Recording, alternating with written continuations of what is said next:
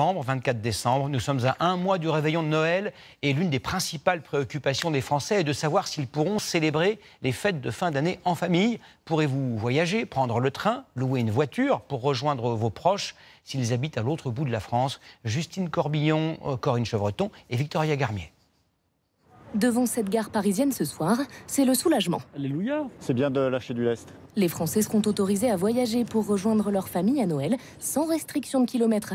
Du coup, je vais voir ma grand-mère à Autun, c'est en Bourgogne, à peu près à 300 km de Paris. Je rentre en Alsace. Je vais fêter Noël avec mes parents et ce sera dans le centre de la France. Pour faire face à cet afflux de voyageurs, la SNCF est prête. D'ici les vacances, elle va progressivement augmenter son offre de train de 30% aujourd'hui à 100% de ses capacités d'ici mi-décembre.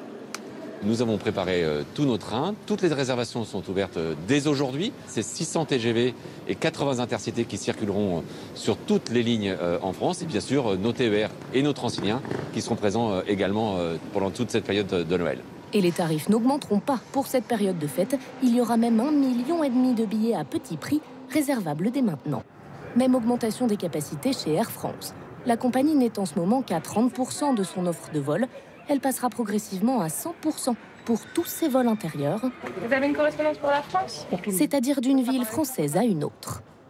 Quant aux locations de voitures, les Français n'ont visiblement pas attendu les annonces du président pour organiser leur déplacement. On a à peu près 40% de plus de demandes de réservation de location de voitures en ce moment. Des voitures qui se louent déjà pour les fêtes, avec visiblement un trajet très prisé.